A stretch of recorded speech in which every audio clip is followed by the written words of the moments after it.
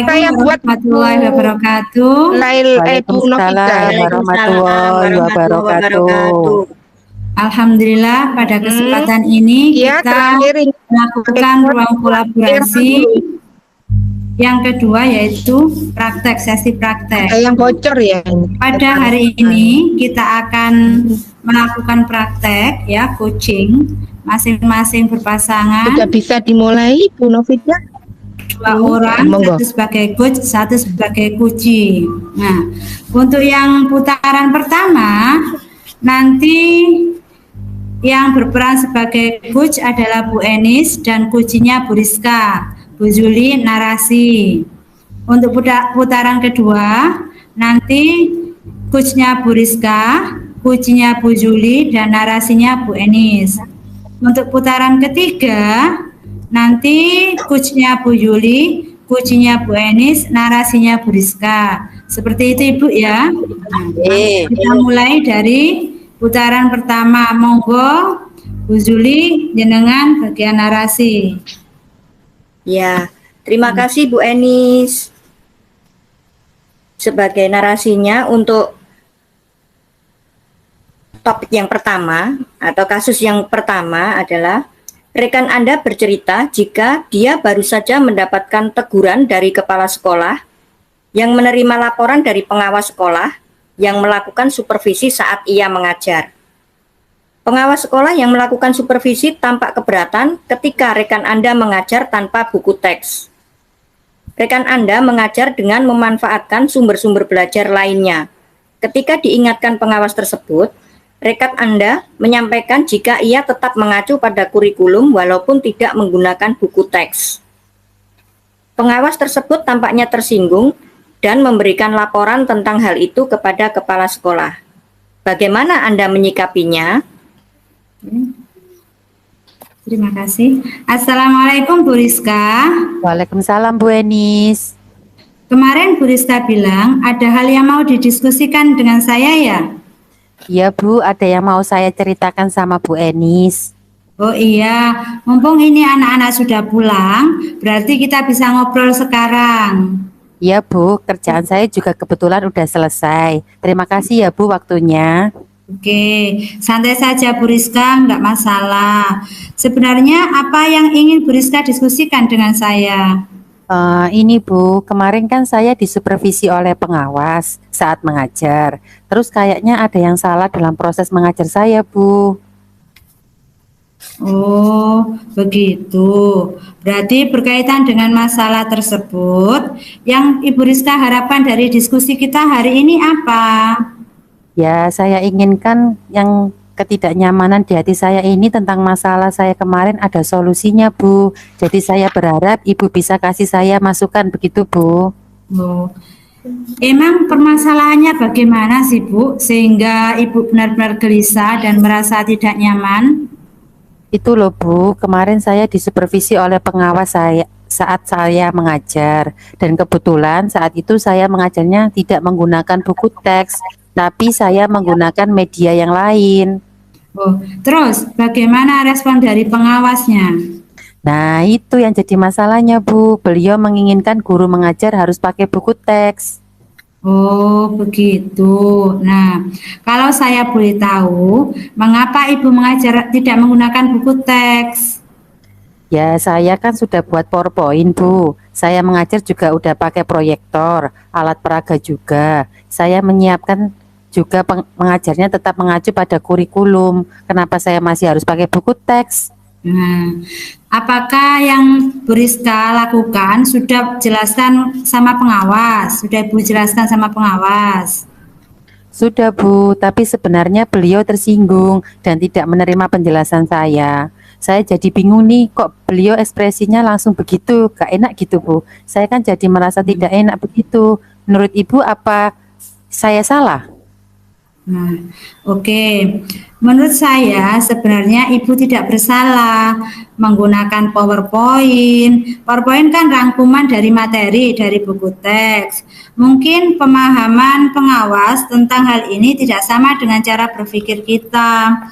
Sehingga beliaunya maunya apapun media dan bahan ajar yang digunakan harus tetap memakai buku teks sebagai acuan. Mungkin seperti itu Bu pemikiran dari Bapak pengawas kita.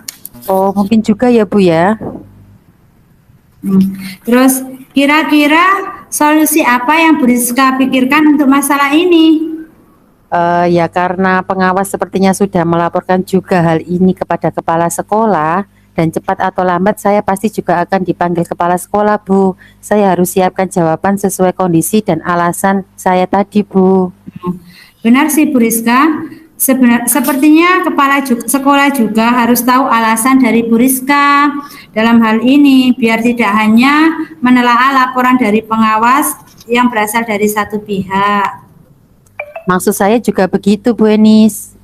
Apakah Bu Rizka punya gambaran solusi lain? Sekiranya alasan yang Bu Rizka sampaikan nanti tidak diterima oleh kepala sekolah. Bagaimana ya Bu? Apa saya harus meminta maaf pada pengawas dan membuat perlengkapan mengajar sesuai yang beliau inginkan? Nah, itu maksud saya. Bu Rizka harus siapkan solusi alternatif.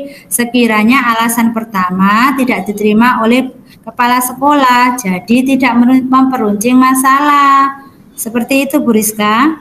Ya Bu, tapi saya tetap akan pada rencana pertama dulu. Sekiranya itu tidak berhasil dan tidak menyelesaikan masalah yang ada di antara saya dan pengawas atau ibu kepala sekolah tidak terima, maka saya akan pakai cara yang kedua. Begitu saja ya Bu ya. Tepat sekali Bu Rizka. Sebab menurut saya masalah ini harus diselesaikan sehingga Bu Rizka bisa nyaman dan tenang dalam bekerja. Iya Bu, saya juga tidak ingin masalah ini berlarut dan membebani saya. Nah, sekarang kita susun komitmen nih. Kira-kira kapan Bu Rizka akan menindaklanjuti masalah ini? Saya nunggu dipanggil kepala sekolah Bu, bagaimana? Waduh, kalau menurut saya sebaiknya Bu Rizka tidak usah menunggu dipanggil supaya Bu Rizka segera merasakan kenyamanan dan tidak berlarut-larut dengan masalah ini.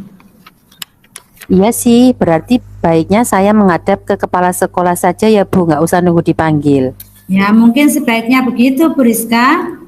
Berarti saya akan menghadap kepala sekolah, menceritakan kronologi persoalan yang ada antara saya dengan Bapak pengawas. Saya juga akan bercerita alasan saya tidak memakai buku teks.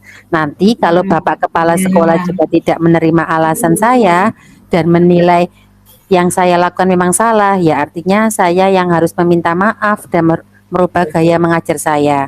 Karena kalau kepala sekolah juga menganggap ini sebagai salah satu kesalahan, mungkin saya memang salah, jadi saya harus memperbaiki pada diri saya.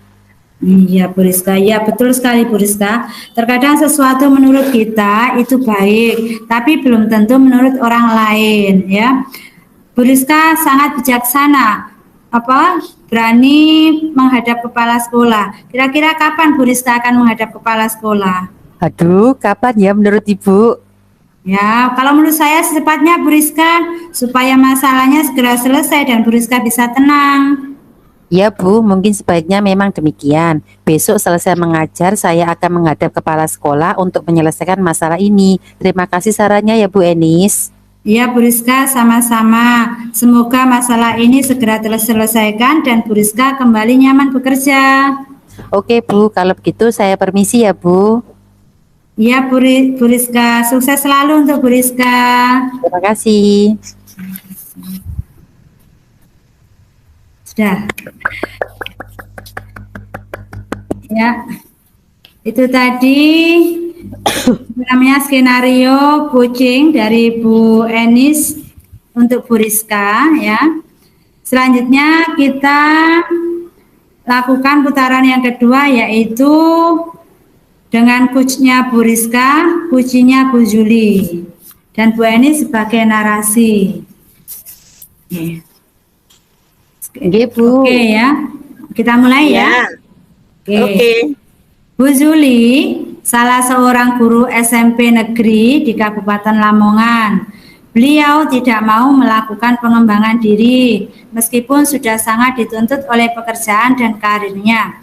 Sudah sering diarahkan oleh Ibu Kepala Sekolah, didorong oleh rekan sejawat, namun tetap belum bergerak juga.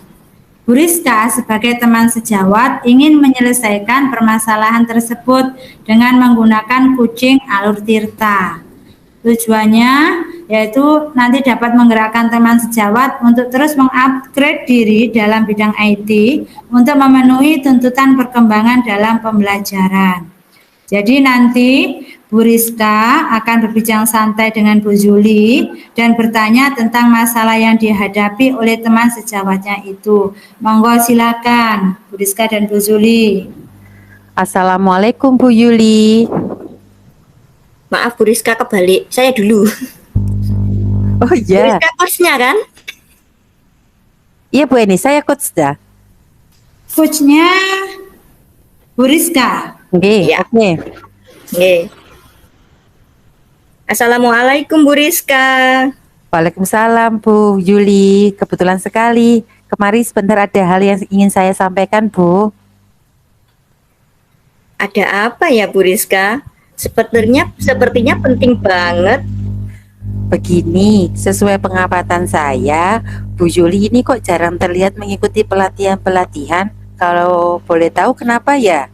Bukankah teman-teman yang lain pada rajin semua saya lihat? Tinggal Bu Yuli saja ini yang santai sekali. Kenapa ya? Begini Bu Rizka, bukannya saya malas, tapi banyak sekali pekerjaan rumah.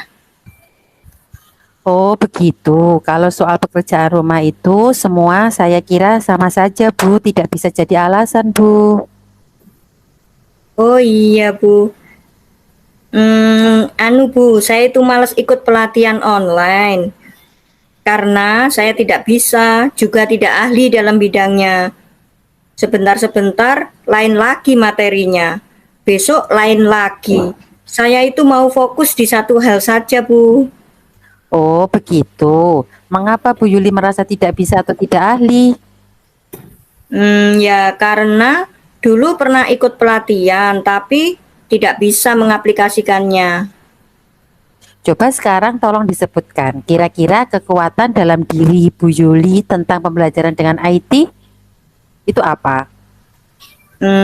Biasanya saya hanya membuat PPT saja Bu Ada untuk lagi? media pembelajaran. Ada lagi kelebihannya Bu Yuli? Kayaknya hanya itu deh. Selain itu, hanya menggunakan demonstrasi dalam pembelajaran. Oke Bu Yuli, sebenarnya kekuatan dalam diri itu perlu terus diasah dan perlu membangun percaya diri dan jangan mudah putus asa. Sekarang menurut Bu Yuli, hal-hal apa yang penting dalam merancang pembelajaran dengan PowerPoint?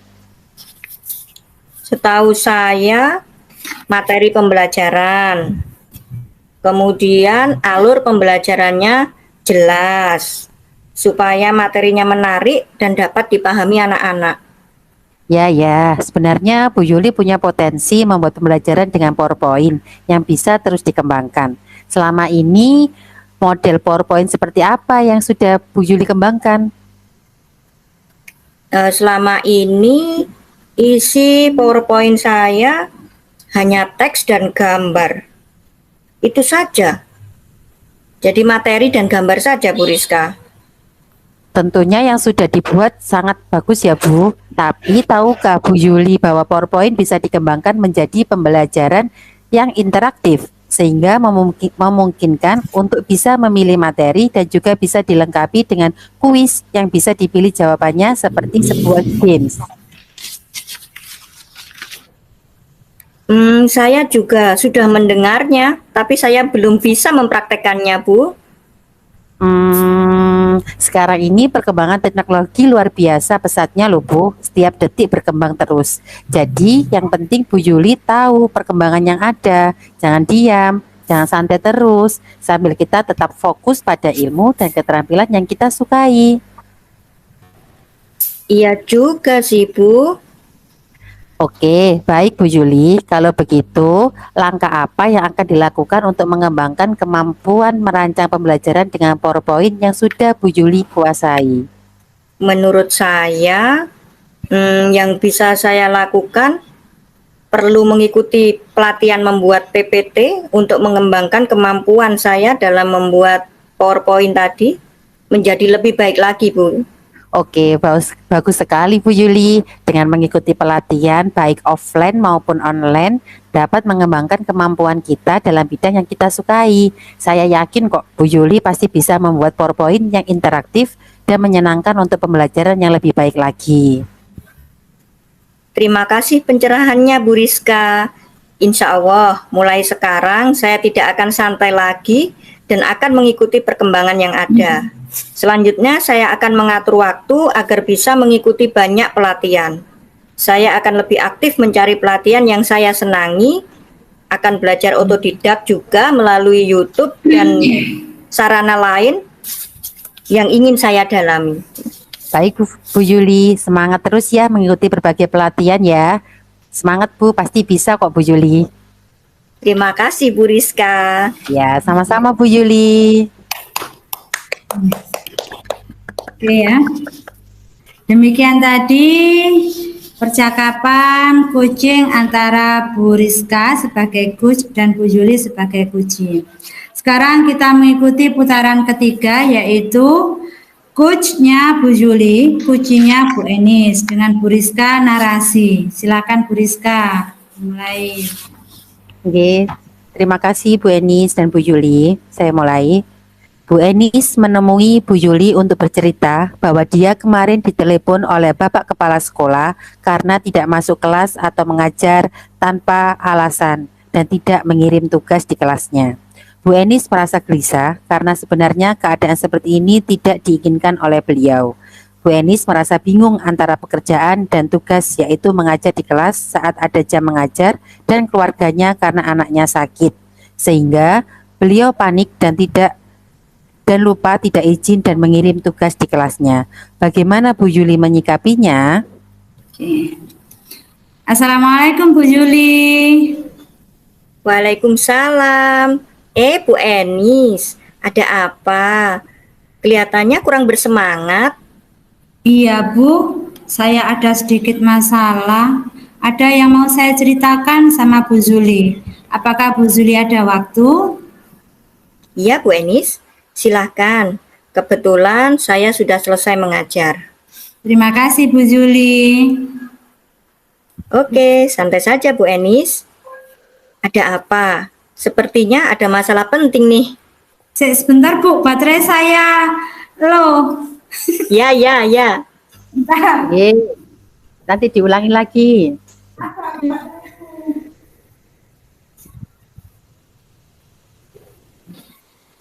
Cuma loh. Oh, Kak Isa, sebentar Bu. Kak Isa, sebentar ya, tak pindah tempat. Apa? Ses. Diulangi, ya, ulangi. Diulangi Ya, dari narasi apa langsung? Assalamualaikum. Langsung Bu Enis. Assalamualaikum ya.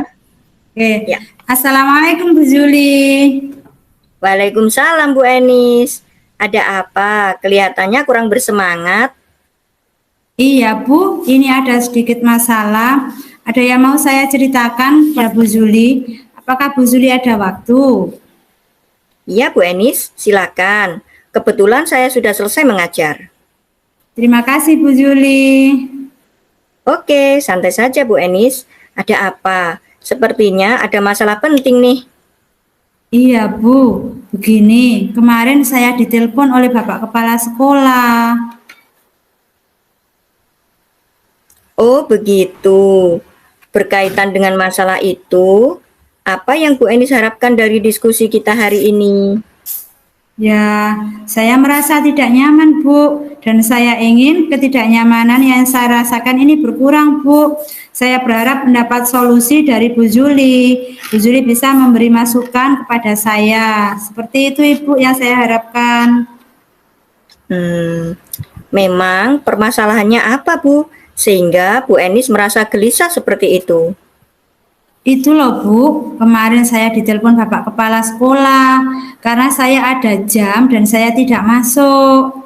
Nah, saya lupa tidak mengirim tugas karena anak saya sakit. Terus bagaimana Bu respon kepala sekolah? Nah, itu Bu Yuli, Bapak Kepala Sekolah menginginkan kita sebagai guru harus selalu ada di kelas, tidak boleh meninggalkan kelas saat ada jam mengajar, minimal mengasih tugas. Seperti itu, Bu. Apa Bu Enis kemarin sudah menjelaskan alasannya? Sudah Bu, tapi sepertinya Bapak Kepala Sekolah masih menginginkan kita untuk bisa mengatur waktu antara waktu keluarga dan waktu mengajar. Sebenarnya saya juga tidak menginginkan keadaan ini Bu. Saya tidak ingin meninggalkan kelas, tapi anak saya membutuhkan saya. Karena kalau saat sakit dia sangat manja dan tidak mau dengan orang lain. Saya jadi tidak tega Bu. Menurut Bu Juli apa saya salah? Ya. Menurut saya, Bu Enis tidak salah. Menjaga anak itu kewajiban seorang ibu. Tetapi sebagai guru, kita juga berkewajiban untuk mengajar. Bapak Kepala Sekolah maunya setiap guru tidak mendahulukan kepentingan pribadi, tetapi mendahulukan tugas pokok sebagai guru. Mungkin seperti itu pemikiran Bapak Kepala Sekolah. Iya juga ya Bu ya. Kalaupun tidak terpaksa, saya juga tidak ingin masuk kelas. Ya, saya ingin tetap mengerjakan tugas saya, yaitu mengajar. Terus, menurut Bu Enis, solusi apa yang Bu Enis pikirkan untuk masalah ini? Nah, karena Bapak Kepala Sekolah sudah menelpon, cepat atau lambat saya pasti akan dipanggil oleh beliau. Saya harus siapkan jawaban sesuai kondisi dan alasan saya tadi, Bu. Benar, Bu Enis. Sepertinya Bapak Kepala Sekolah juga harus mendengar kronologis kenapa Bu Enis tidak masuk kelas. Nah, maksud saya seperti itu, Bu. Apakah Bu Enis punya solusi lain?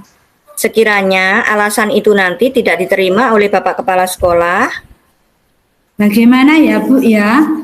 Apa saya harus meminta maaf kepada Bapak Kepala Sekolah dan berjanji untuk lebih mendahulukan kepentingan sekolah daripada kepentingan pribadi? Misalnya seperti ini Bu, saya meninggalkan anak saya saat ada jam pelajaran, jadi saya ke sekolah dulu untuk mengajar. Setelah itu saya akan kembali ke menjaga anak saya. Seperti itu Bu, mungkin ya?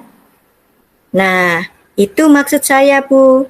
Bu Enis harus siapkan solusi alternatif sekiranya alasan pertama tidak diterima dan bisa jadi solusi atau tidak memperuncing masalahnya.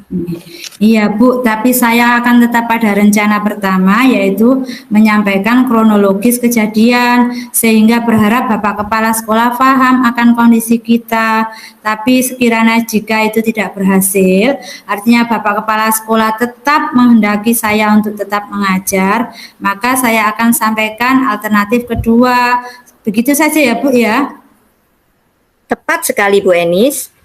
Sebab menurut saya masalah Bu Enis harus segera diselesaikan supaya Bu Enis bisa merasa nyaman dalam bekerja. Iya Bu Yuli, saya juga tidak nyaman. Saya ingin masalah ini segera berlarut, supaya tidak berlarut-larut dan membebani saya. Nah, sekarang kita susun komitmen. Kira-kira Bu Enis kapan akan menindaklanjuti masalah ini? Nah, saya nunggu dipanggil Bapak Kepala Sekolah saja, Bu. Waduh, menurut saya sebaiknya Bu Enis tidak usah menunggu dipanggil Bapak Kepala Sekolah supaya ketidaknyamanan Bu Enis tidak berlarut-larut. Iya sih, berarti sebaiknya saya menghadap Bapak Kepala Sekolah ya, Bu ya? Nggak usah nunggu dipanggil. Mungkin sebaiknya begitu, Bu.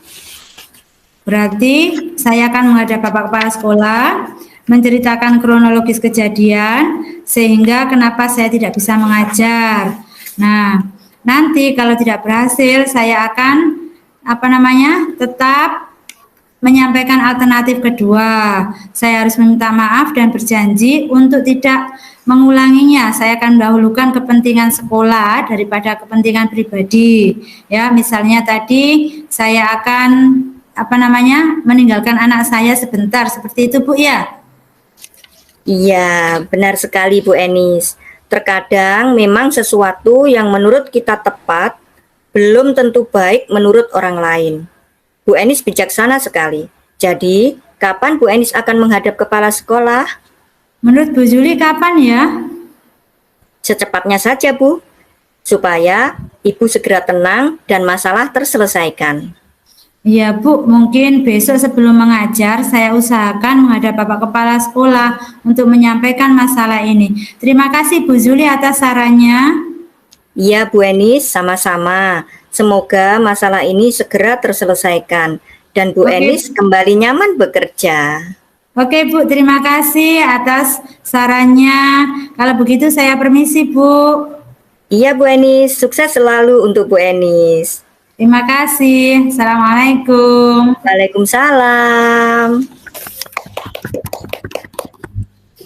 Alhamdulillah kita sudah 3 kali ya melakukan percakapan coaching.